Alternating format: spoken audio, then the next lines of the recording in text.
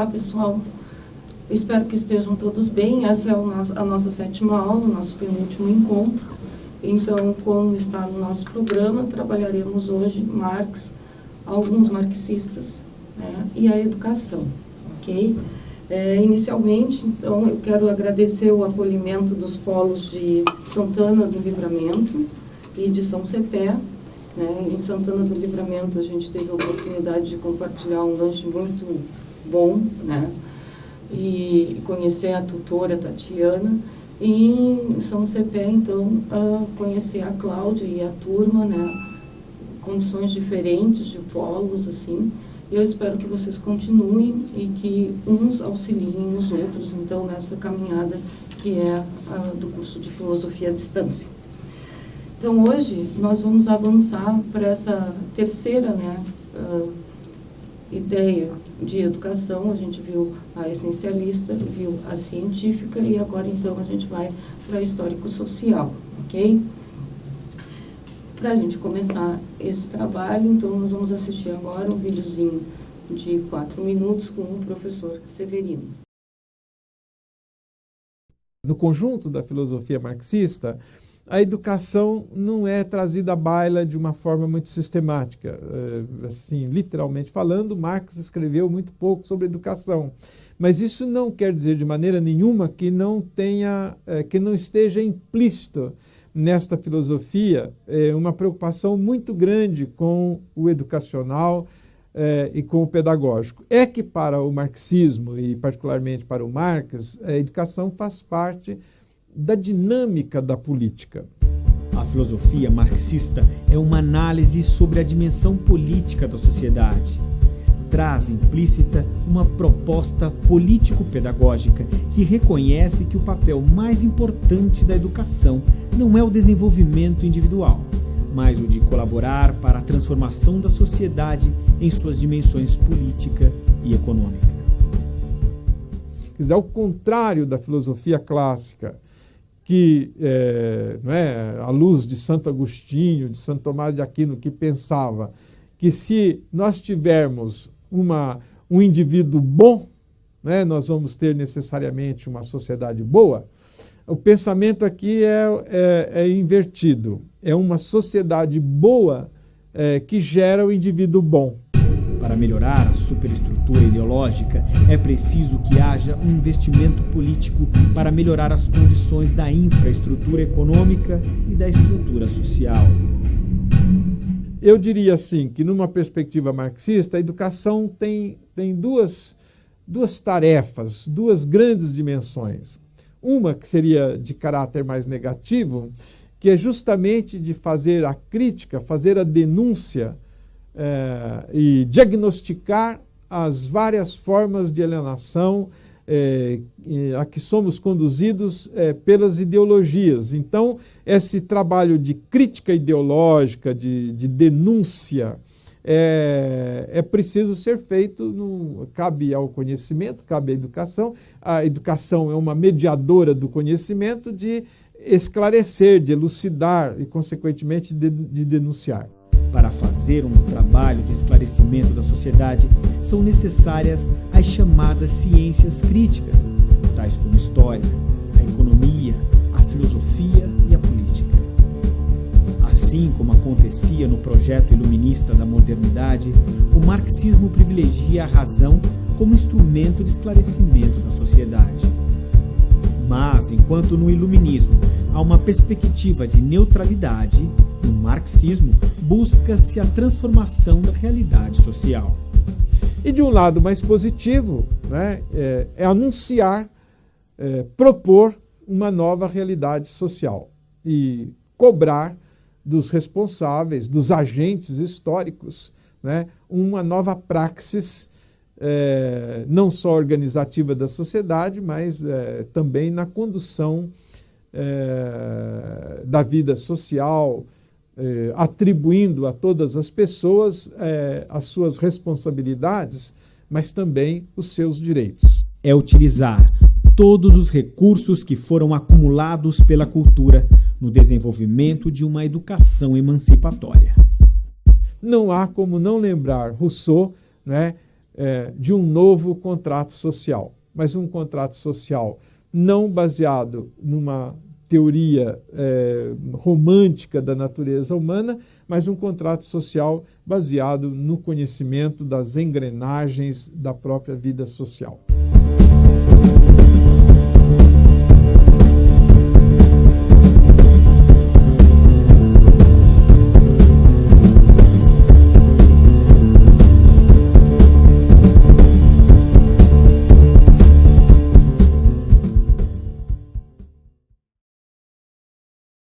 Então, como podemos ver, né, na explicação do professor Severino sobre o pensamento de Marx e a educação, o Marx ele não tem essa preocupação, não é da sua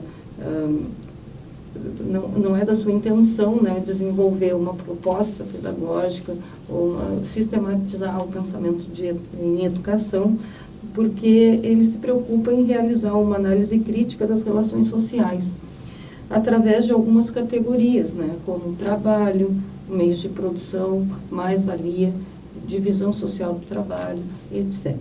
Tá?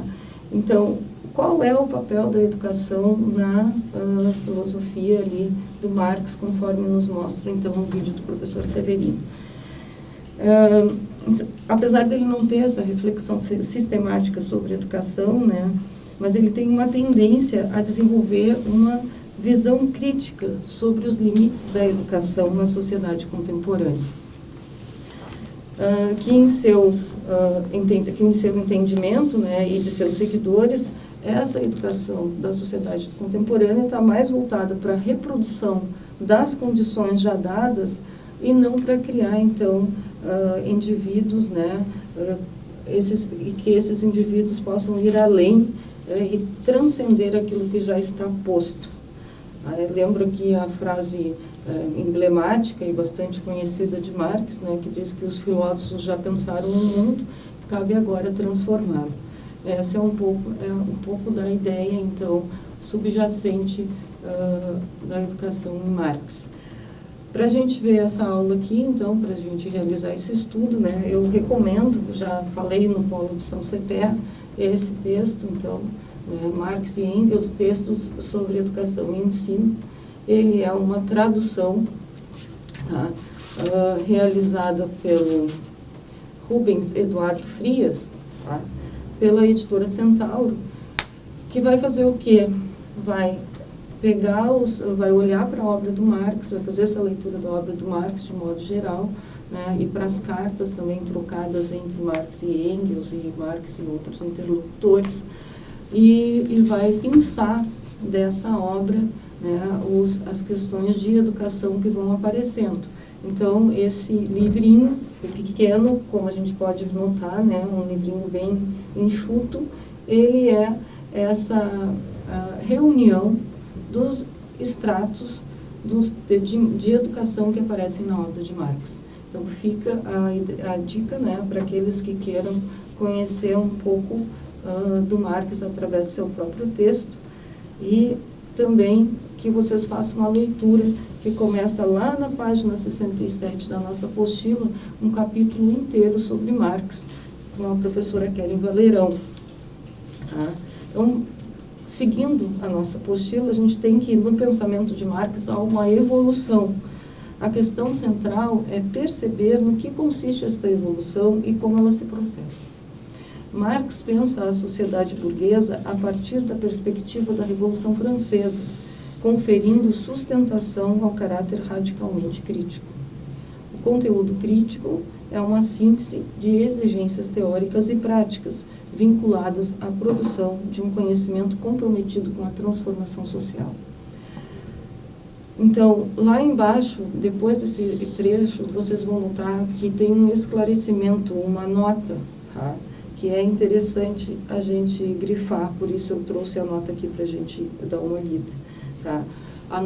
Essa nota sobre evolução diz que, por evolução, o que é a tal da evolução? Né? Devemos entender um processo, e não uma justa posição segmentada. Então, eu não vou lá adicionando elementos e isso vai me dar uma evolução, não, mas eu vou ter a ideia do processo, né? E esse processo, então, é essa evolução que pretende o pensamento marxista. Há uma evolução no sentido de modificação. Além disso, outro traço importante reside na percepção de que comanda esta evolução, porque, no fundo, corresponde a um aprofundamento do próprio pensar, uma conquista do pensamento de Marx. Uma injustiça feita a Marx e demais filósofos reside na mudança de entendimento por via superficial. Os grandes pensadores não pensaram as mesmas coisas, tampouco têm uma visão imaculada das coisas. A sistematização está na maneira de pensar, no processo da trajetória do próprio pensamento. Então, o Marx vai olhar para a sociedade, uma sociedade industrializada, né, em que não havia ainda um regimento do trabalho assalariado, e vai, a partir dessas condições materiais das pessoas naquele momento histórico, vai pensar, então, uma visão econômica e política da sociedade que vai respingar, né, vai ter uma ligação com a educação, tá? Mas não uma proposta pedagógica. Então, conforme lá nos explica Valerão, podemos afirmar que a obra de Marx implica uma crítica fundamental da concepção burguesa do homem e da educação. Isso significa que a consideração do problema educativo por parte da burguesia opõe-se à concepção de classe trabalhadora, que é a classe que comporta a libertação para todos os oprimidos. Aqui vai aparecer também o conceito de ideologia, né? Eu espero que, a partir dessa aula sobre Marx, vocês não fiquem apenas com esse entendimento de Marx, mas que vocês busquem ir além, né? Porque na discussão contemporânea, uma contraposição à posição de Marx é a posição do neoliberalismo na educação, e aí eu sugiro a leitura do Friedman, né? Capitalismo e Liberdade, escrito em 1962, e que hoje alcança o Brasil com suas teses, né? Que vai numa posição bastante contrária à posição marxista. Então, para que a gente possa pensar os dois lados e daqui a pouco se posicionar, se nós acreditamos que a educação deve ser estatal, né, e os valores, então, trazidos nessa educação são dados pelo Estado, ou se a gente deve garantir uma educação de liberdade, livre, né, como nos diz o Friedman lá, mas, então, que os pais possam escolher e que o governo pague por isso através de cotas ou de bolsas de estudo, isso é bem importante para a gente pensar no atual momento brasileiro. Seguindo, então, o conceito de ideologia, né, tem se tornado recentemente, de alguma forma, problematização do discurso acadêmico.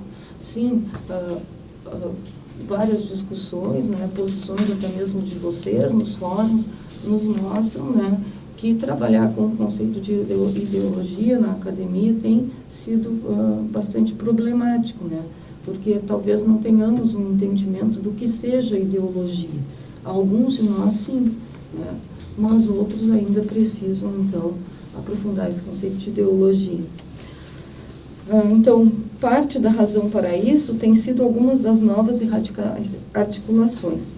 Sem dúvida, o conceito constitui um rico instrumento elaborado pelo pensamento humano para a explicação de seus próprios processos de expressão, possibilitando aos homens compreender a análise filosófica da ideologia sob 3 perspectivas: a epistemológica, a perspectiva do conhecimento; a axiológica, a perspectiva do valor, da valoração; e a antropológica, a perspectiva, então, da existência humana. Então, o Marx e o Engels, na ideologia alemã, vão provar que o homem, como ser social e o primado da economia, constituem as premissas para o conceito de ideologia. Uma vez que todo o fenômeno social é desdobramento de uma determinada formação econômica, o trabalho passa a ser o agente determinante na diferenciação entre o homem e o animal. Então, a gente já trabalhou isso nas nossas aulas anteriores, né? Brevemente, é verdade, mas já indiquei para vocês o trabalho como a ação do homem, a ação intencional e própria do homem, né? me lembro de ter dito para vocês o exemplo que traz lá o livro da Marilena Chauí e outros livros de introdução à filosofia e de filosofia da educação, né, que, por exemplo, a condição do animal, do cavalo, por exemplo, o cavalo não trabalha, né, porque não é intencional. A atividade do animal não é intencional, ela é guiada por outro, né. Se deixarmos por conta do animal, talvez ele não queira realizar a atividade que lhe é imposta. Mas a atividade humana, o trabalho como atividade humana, ele é intencional e ele realiza o homem na medida em que ele permite que o homem se expresse, né, mostre a sua capacidade, desenvolva o seu pensamento, desenvolva habilidades, cresça, né, e transformando, então, mudando, alterando o mundo em que ele vive. Então, a categoria de trabalho, ela é muito importante. Independente se a gente pega lá Marx ou outro autor, né, pensar o trabalho como uma atividade propriamente humana é uma questão bastante importante dentro da filosofia.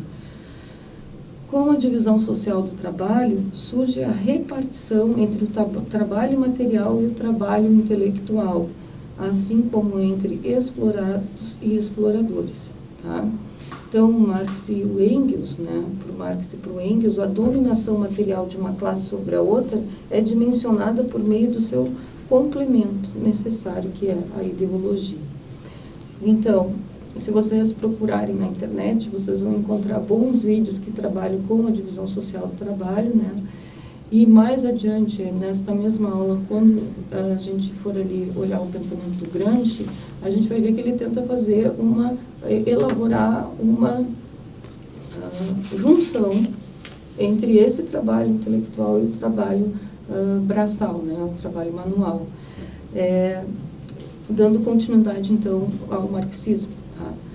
Desenvolvendo uma proposta, uma ideia do Marx, que é essa divisão. Bom, o que ele vai dizer? Eu sei fazer, mas eu não tenho como fazer, porque eu não tenho os meios de produção, eu não tenho os instrumentos para fazer. Então, eu vendo a minha força de trabalho, que é a minha capacidade de realizar algo, para aquele que tem os meios de produção, que tem a fábrica, que tem o maquinário, né? A gente tem que colocar isso lá no contexto do Marx, Revolução Industrial, né? Então, ele tem o dono, o proprietário, ele tem os meios de produção, tem todo o maquinário. O que ele não tem? A capacidade de fazer aquilo sozinho, porque ele precisa de muitas pessoas ali para fazer essa produção.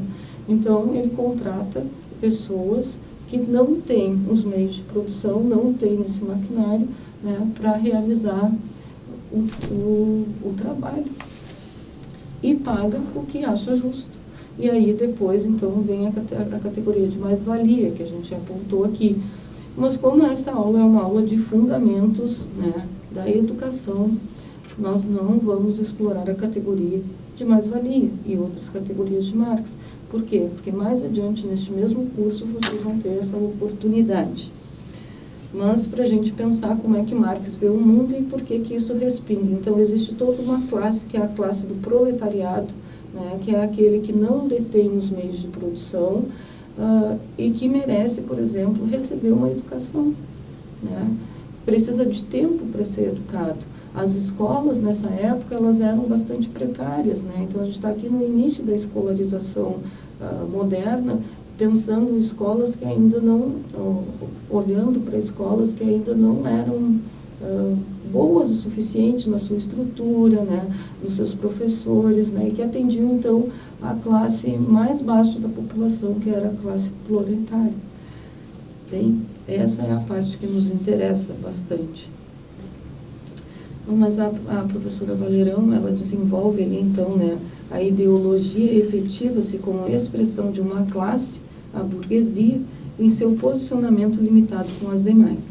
Portanto, a burguesia necessita de um organismo regulador que assegure sua propriedade e seus interesses, fazendo uso, em último caso, da violência, mas preferindo fazer a repressão por meio de ideias. Governar é o lema, Não um governo que busca a verdade, mas um governo que busca a adesão à ideologia burguesa. E o proletariado? O proletariado, não possuindo meios de produção como o capitalista, vende a mercadoria que detém, que é a força de trabalho contida em seu corpo vivo. Ao adquirir a força de trabalho, o capital adquire a capacidade de conservar-se e multiplicar-se. É um intercâmbio de equivalentes, né? Força de trabalho por preço de trabalho. Nessa lógica, a universalidade e a igualdade do Estado moderno, no modo de produção capitalista, realizam-se com desigualdade e dominação. Estamos, portanto, diante de uma formação ideológica. Aí, né, para finalizar esse ponto, a professora Valerão coloca que em 1989, com a queda do Muro de Berlim, surge um balizador na história dos conflitos ideológicos. Com o enfraquecimento de um mundo marcado por ideologias, a própria escola acaba sendo afetada. Se entendermos que a ideologia é uma concepção de mundo, não podemos esquecer que a educação faz parte dessa concepção. Outro sim, a ideologia como processo de subjetivação constitui os conceitos e valores particulares de um grupo social, passados a todos como se fossem universais. Historicamente, o homem se constitui humano por meio da educação. A gente tem visto isso desde o início das nossas aulas, né? A importância da educação na humanidade é um fato social, nunca foi deixada de lado, ela se mantém não apenas como instrução, mas como uma formação maior do homem, ela vai ganhando essa força ao longo da história da humanidade, né? Então, por esse entendimento, e a gente viu ainda em campo, na última aula, né, que é uma humanização, é sair da animalidade e caminhar em direção à humanidade. Então, o homem se constitui humano por meio da educação, mas só que essa educação também é ideológica. Então, não há um conhecimento desinteressado, nos diz a Valerão. Na contemporaneidade, ainda é comum nos depararmos com professores ideólogos, mesmo entre os que proclamam que a ideologia é uma ideia vaga e ultrapassada. E aí ela fecha com o pensamento do professor Severino sobre isso, né, que nos diz que o papel da educação está intrinsecamente vinculado ao desvendamento das relações que interligam o discurso pedagógico com o discurso ideológico. Nisso reside a afirmação de que a ideologia pode ser vista enquanto categoria explicativa do conhecimento humano. Então, Marx inicia, Marx com Engels, né, sempre a gente se refere bastante ao Marx, mas o Marx teve um companheiro de escrita, que foi o Engels, né? Ele inicia esse olhar sobre a sociedade, uma sociedade que estava mudando, né? E que ele não percebia com relações justas, né? De divisão de renda, por exemplo, de igualdade de condições.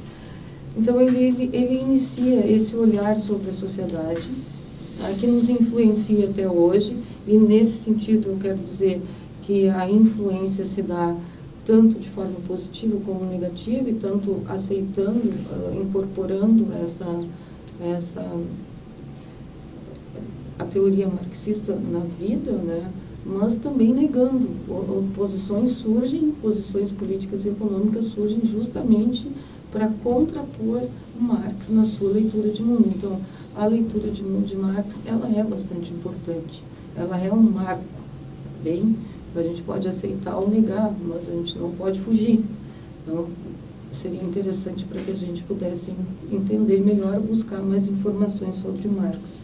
E nessa tradição, então, que se inaugura, a tradição marxista, né, nós temos pessoas que vão dar seguimento. E um dos que é bastante importante para a educação é o Antônio Gramsci, tá, que é um italiano, fundador do Partido Comunista da Itália. Ele nasce em Sardenha, né, e ele foi um dos grandes teóricos da esquerda. E a importância do Gramsci é justamente porque o Gramsci traz uma proposta pedagógica, né? O Gramsci é aquele que vai falar sobre a praxis, que é a reunião, então, do trabalho intelectual com o trabalho braçal. É fazer o que deve ser feito manualmente, né? Trabalhar, mas é pensar sobre esse trabalho, refletir sobre aquilo que se faz, né? Ele vai trazer também a categoria do intelectual orgânico, um intelectual que é diferente justamente pela questão da praxis, né? De incorporar a praxis na sua vida, né? Fazer as reflexões necessárias e também, mas esse intelectual orgânico, ele coexiste com o intelectual tradicional, que é aquele que não interfere, né, não realiza um trabalho braçal ou manual, ele se dispõe a pensar sobre o mundo. Tá? Então, ele nasceu no século XIX, em Sardenha, então foi esse teórico da esquerda, né? Ele foi também jornalista, político e fundador, então, do Partido Comunista Italiano. Uma coisa interessante de pensar sobre Gramsci é que a sua infância e a sua escolarização, aliada a esse olhar marxista, né, essa apropriação da teoria marxista, vão fundamentar, então, a prática, a teoria pedagógica do Gramsci, tá? E a ideia de escola que ele tem. Por quê? Porque ele tem recordações escolares, né, com a escola como uma instituição autoritária e discriminatória, tá? E que muitas vezes, pela má qualificação dos professores, afogava, matava os interesses infantis. E ele se sentia assim também, né? Porque ele era um aluno interessado por ciências, e os professores da pequena escola onde ele estudou, que era uma escola municipal, não souberam orientá-lo para que ele pudesse seguir essa inclinação. Então, ele, na condição de adulto, olha para a sua infância, vê que ele não teve bons professores, vê que talvez ele poderia ter tido um outro rumo na sua vida, mas ele não teve, porque ele não teve as condições dadas pela escola. Tá? Outras, né, a formação escolar dele é bastante interessante, porque ele vai ter essa experiência no primário, depois no secundário ele vai ter uma outra experiência, e no ensino superior, então, ele ainda vai ter uma outra experiência, porque ele se tornou um excelente aluno e ganha um prêmio que cria, então, as condições para que ele possa continuar estudando, porque ele não tinha dinheiro, né, para bancar os seus estudos superiores, então ele ganha esse prêmio que lhe permite investir, que é como uma bolsa de estudo que vai fazer com que ele possa continuar estudando. Bem, o Gramsci acaba sendo preso, tá? E na cadeia, né, na prisão, melhor dizendo, ele escreve os cadernos do cárcere. E nos cadernos do cárcere é que aparece, então, a sua proposta pedagógica. Tá? Principalmente o caderno 4, né, que alguns, em outras numerações, né, de outras, dependendo da tradução, aparece como caderno de número 13. Tá? Ele vai falar, então, da organização da escola e da cultura e da investigação do princípio educativo. Esses são os títulos que aparecem lá no caderno 4 do conjunto de obras chamado Cadernos do Cárcere. Colocando, então, definitivamente seus princípios pedagógicos capazes de contribuir para se alcançar uma nova ordem, isto é, a sociedade regulada, como ele dizia, né, sob a hegemonia, então, do proletariado. Então, nesse conceito, ele é um teórico que vai ser também influenciado por Hegel. Tá? Esse conceito de hegemonia, ele vai se tornar ainda mais importante com o decorrer dos anos. Por exemplo, lá na teoria crítica, também vai aparecer esse conceito de hegemonia, né? Que é essa, digamos, a grosso modo, né? Essa prevalência, digamos assim, né, dos valores, da ideologia, né, de uma classe, que é, nesse caso, a classe dos trabalhadores. Tá? Ela se tornaria hegemônica à medida em que ela conseguisse impor o seu modo acima da classe burguesa. O Gramsci, então, foi cursar a Universidade de Turim, né, e continuou com dificuldades financeiras, apesar da bolsa de estudos que ele conseguiu. Tá? E nessa trajetória tem todo o fortalecimento dos sindicatos, então a organização dos trabalhadores, né? Um filme, gente, que eu indico, que a gente pode ver a organização da classe trabalhadora, um filme e um livro, né? Eu gosto particularmente do livro, que é Germinal, do Zola, né? E tem um filme também com o Gerard Depardieu, se não me engano, fazendo um dos papéis principais ali, que mostra, né, toda essa vivência dos operários nas minas de carvão, né, a exploração do trabalho e o começo da organização dos sindicatos. Então, seguindo um pouco isso, fica essa dica, assistam Germinal, é um filme bem interessante, né? O Gramsci foi, então, um opositor do Benito Mussolini. Ele foi preso em 1926 e permaneceu preso até 1934, foram quase 10 anos de encarceramento, né? E ele foi liberto por problemas de saúde. Ele vai ser liberto e uma semana seguinte ele morre. Aí ele foi liberto, foi dada a liberdade porque não queriam que ele se tornasse um mártir na Itália. Então, como ele estava doente, libertaram para que ele morresse fora da prisão. Foi bem exatamente assim que vários autores narram essa morte do Gramsci, né? Então, o Gramsci não entende o homem como um produto natural, mas como um produto histórico. Essa é a concepção que vem lá do Marx, né, também, né? Nós não estamos naturalmente prontos, nós somos construídos historicamente, tá? Como produto de específicas relações sociais e, ao mesmo tempo, como um indivíduo dotado de singularidade insuprimível. E isso é bem importante, que isso também vai ter reflexo depois, por exemplo, lá nos filósofos, nos pensadores da teoria crítica, né? Essa singularidade do homem que não permanece sob a égide do capitalismo, né? Ela é suprimida, né? Mas ela não deveria ser suprimida. Então, o Gramsci aqui já aponta nesse sentido, já considera isso como algo bastante importante para entender o conceito de homem, tá? Considerando que o homem é sujeito de sua história, Gramsci propõe a difusão da cultura humanista e filosófica no âmbito da classe operária e dos subalternos. De um modo geral, a formação do hábito de pesquisa, método e disciplina nos estudos e a valorização da vontade moral. Se o homem é sujeito da história, cabe a ele transformá-la, subvertendo os valores tradicionais. E isso não será feito sem um intelectual.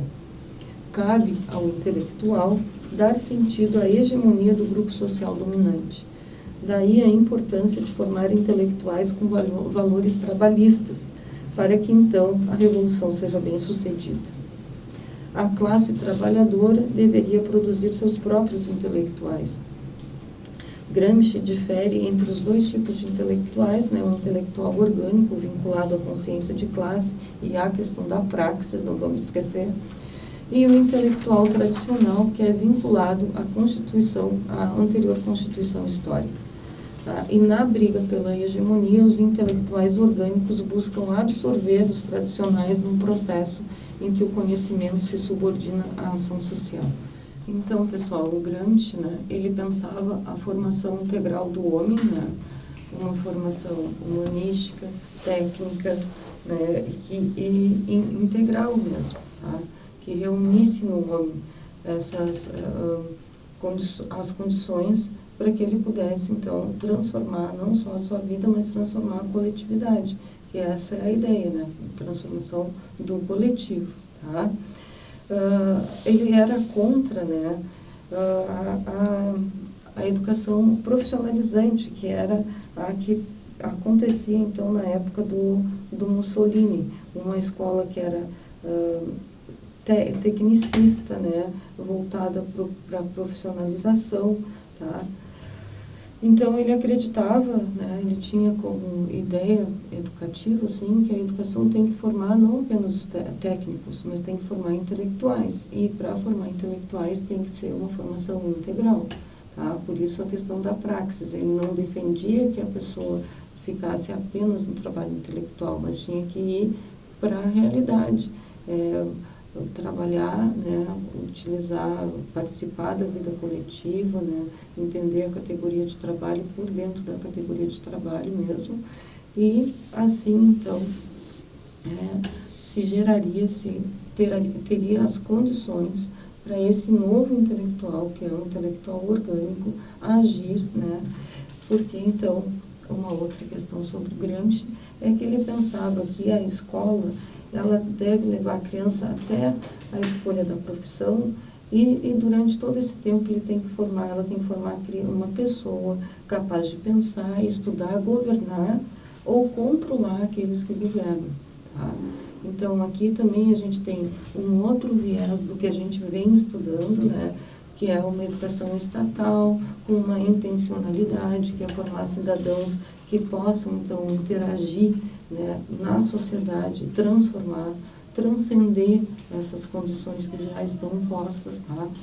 E aqui também, para a gente pensar, a gente tem uma das grandes críticas que são feitas, por exemplo, à academia brasileira e às escolas brasileiras, né, se a gente lê as notícias que ultimamente andam na mídia sobre educação, que é toda essa questão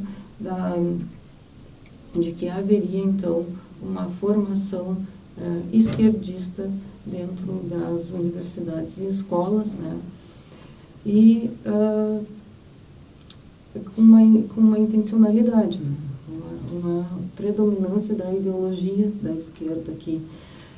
E isso geralmente é atribuído ao Marx de forma errônea, né? Na verdade, a gente tem que botar o olho lá no Gramsci para poder entender, porque é ele que faz essa proposta, tá? O Marx, ele não trabalha no sentido da educação. Quem faz a proposta pedagógica é o Gramsci, e essa proposta especificamente, tá? Então, o Gramsci traz a ideia de uma escola unitária, tá? Onde estão contidos os princípios fundamentais da sua pedagogia, que é estritamente vinculada às necessidades socioeconômicas e que naturalmente compreendem as políticas culturais. O ensino a ser ministrado na escola elementar deverá ser aquele capaz de fazer frente à concepção folclórica de mundo que as crianças trazem, porque captaram do seu meio ambiente. E isto ocorre principalmente com as crianças mais pobres, mediante o conhecimento objetivo das leis naturais que concorrem para a criação da sociedade dos homens. Os alunos, então, se tornarão capazes de superar tal concepção e terão um ponto de partida para a compreensão da concepção histórico-dialética do mundo. Mas ele nos diz, né, que esse não é um processo fácil, ele exige muita disciplina e muito esforço, tá? Um trabalho muito fatigante, um hábito adquirido com esforço, aborrecimento e mesmo sofrimento, aos quais uma criança de uma família tradicional de intelectuais já está acostumada, mas as crianças da classe proletária vão ter dificuldade de se adequar. Então, se a gente olha para a nossa escola, o que a gente vê? Tá? Se a gente olha para as famílias dos alunos que compõem a nossa escola, como é que a gente pode enxergar essa questão que o Gramsci nos traz, de que há crianças que estão melhor preparadas, né, para o trabalho intelectual, porque elas já vêm de uma condição mais própria para o trabalho intelectual, e as crianças da classe proletária, então, que precisam realizar um grande esforço, tá, para se colocar no caminho da pesquisa, né, para se colocar no caminho das leituras, de leituras que não são as leituras simples, né, e para se formar, então, esse intelectual que sai da classe operária, tá? Então, eu, como professora, penso que é possível a gente enxergar isso na escola, tá? Não sei vocês, mas acredito que seja uma coisa interessante da gente fazer a partir de agora, né? Dar uma olhadinha como é que isso acontece nas nossas escolas. Tá? Então, o conceito de escola unitária é um conceito importante, tá? E ela visa, então, essa formação completa do homem, tá? Não apenas tecnicista, e que vai, então, gerar esse intelectual orgânico depois, né, que vem da classe operária e que ele é capaz de pensar a sua própria condição, ok? Então, só para a gente concluir esse trechinho ali, né? Na realidade, a escola unitária será a escola verdadeiramente democrática, capaz de fornecer os fundamentos do desenvolvimento intelectual manual, inclusive disciplinando intelectual e moralmente os alunos, elevando-os até que possam fazer as suas escolhas profissionais. Ok? Vejam mais, leiam mais sobre isso, vou procurar disponibilizar para vocês um texto, mas o que eu vou disponibilizar como complemento aqui é um vídeo muito bom do professor Severino, ele tem 22 minutos, né, que ele faz essa exploração, então, da pedagogia do Gramsci, para que a gente possa compreender melhor, ok?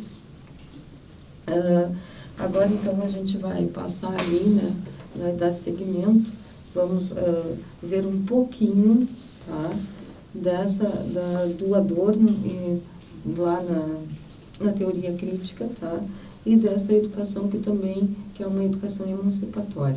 Então, lembrando, nós entramos aqui numa nova visão de sociedade, né, é inaugurada essa visão histórico, a visão do materialismo histórico com Marx. Então, a gente já deu uma rápida espiada no Marx, já viu ali que o Marx não traz propriamente colaboração para a educação, ele pensa a educação de uma forma mais simples, simplificada, né? Não dá uma sistematização para isso, mas então a gente tem esse intelectual, que é o Gramsci, que vai fazer isso. E mais adiante, então, agora, a gente vai ver, a gente vai avançar na história dessa tradição marxista, né? E vai pegar ali, então, o Adorno, né? Com a Escola de Frankfurt, com o Instituto de Pesquisa Social, na Alemanha, fundado em 1923, pelo Weil, né? E que mais tarde vai ser conhecida por Escola de Frankfurt. Ok? Então, o que o Theodor Wiesengrund Adorno vai nos dizer? Ele vai ter um olhar daquele sujeito que vivenciou uma das guerras mundiais, tá? E que se preocupa, então, se pergunta para onde nos levou essa educação, para onde nos levou a nossa racionalidade, como é que podemos, então, ainda, né, ter uma guerra que dizime tantas pessoas, tá? Por que estamos na condição ainda de barbárie? Essa é uma das perguntas do Adorno. Então, para o Adorno, a educação ela deve ter o papel de evitar a barbárie, tá? E de buscar a emancipação humana. Quer dizer, a busca lá no final da liberdade, da realização do homem como um ser humano pleno, tá? Então, o que a gente vai ter ali? A barbárie como uma grande a Guerra Mundial, a Primeira Guerra Mundial como uma grande influência, tá? E ele vai pensar, então, nessa questão da barbárie, da produção das condições das guerras, tá? Um texto bom para a gente pegar isso é Educação pós-Auschwitz, né? Mas tem também um outro texto do Adorno e do Horkheimer chamado Educação e Emancipação. Educação e Televisão também são conferências, né? Então, do Adorno sobre educação e televisão. E isso é bastante disponibilizado na rede, então vocês também conseguem. Eu vou procurar deixar um material de apoio para vocês, para que vocês possam aprofundar os estudos. Mas também quero dizer que ao longo do curso de filosofia, vocês vão ter, provavelmente com o professor Evandro, então, a possibilidade de explorar a teoria crítica, ok? Então, as palavras-chave do pensamento do Adorno são educação, emancipação, esclarecimento e libertação. Tá? Eu não vou fazer, então, a leitura aqui, o aprofundamento da vida do Adorno, eu vou passar ali já para o ponto sobre educação, né? A educação deve ser simultaneamente autonomia, racionalidade e possibilidade de ir além da mera adaptação, chegando à emancipação. É apontada uma crítica à indústria cultural, vista como a responsável por prejudicar a capacidade humana de agir com autonomia. Então, o Adorno vai abordar esse tema, primeiro, em 1947, na Dialética do Esclarecimento, né, escrita em parceria com o Horkheimer. Tá? Então, a questão da indústria cultural como uma das responsáveis por prejudicar, então, a capacidade humana de agir com autonomia. Então, em Educação e Emancipação, o autor lembra ainda da importância da educação em não ser um instrumento disciplinador de condutas através da repreensão, costume que sempre predominou durante muitos anos, de forma explícita, através de castigos físicos e morais, e hoje de maneira disfarçada, através de uma repressão psicológica. Então, o Adorno vai buscar elementos da psicanálise, tá? Principalmente de Freud, tá? E vai desenvolver, então, a teoria crítica com elementos da psicanálise, buscando entender também a educação e a não emancipação humana nesse sentido. Alguns, né, que participaram da Escola de Frankfurt seguem essa linha, outros deixam de lado a psicanálise. Nesse caso, Adorno vai trabalhar com elementos da psicanálise. Então, o que nos diz Adorno? E aí vocês vão ter aí nas lâminas, né, possibilidade de analisar melhor, que não seja só falado. O Adorno nos diz sobre a educação. A seguir, e assumindo o risco, gostaria de apresentar a minha concepção inicial de educação. Evidentemente, não a assim chamada modelagem de pessoas, porque não temos o direito de modelar as pessoas a partir do seu exterior, mas também não a mera transmissão de conhecimentos, cujas características de coisa morta já foi mais do que destacada, mas a produção, então, concepção de educação, mas a produção de uma consciência verdadeira. Isto seria, inclusive, da maior importância política. Sua ideia, se me é permitido dizer assim, é uma exigência política. Isto é, uma democracia com o dever de não apenas funcionar, mas operar conforme seu conceito demanda pessoas emancipadas. Uma democracia efetiva só pode ser imaginada enquanto uma sociedade de quem é emancipado. Então, qual é a função da educação para Adorno? Livrar da barbárie e emancipar os seres humanos, tá? Vivemos em uma democracia verdadeira? Não, segundo Adorno, não, porque uma democracia verdadeira ela só se dá entre sujeitos emancipados, e não somos emancipados ainda. Tá? Por isso, a importância de uma educação diferente, né, que leve as pessoas a se emanciparem e constitua com isso uma consciência verdadeira. E ele ainda vai nos dizer, isso é uma exigência política, isso é necessário. Tá? Então, fica evidente nos escritos de Adorno a urgência de promover um modelo de educação emancipadora como solução para sua preocupação em evitar o surgimento de novas barbáries. Então, nunca deixando de lembrar, né, que a importância que tem, né, para todos da Escola de Frankfurt, a vivência das guerras. Das guerras mundiais. Isso foi, assim, causa uma profunda marca e leva essa investigação, né? Por que, então, promovemos a barbárie? Bem? Um dos textos do Adorno, A Educação após Auschwitz, o filósofo nos diz, de maneira bastante clara, fazendo alusão aos estudos de Freud, que na própria gênese da civilização está contida a barbárie. Então, lá, né, ele sempre vai nos mostrar isso na obra do Adorno, com outros pares também, né, mas, então, dentro, né, da própria civilização está o germe da barbárie, ela nunca sai dali. Então, ela vai sendo refreada, tá? Mas nunca nos livramos dela.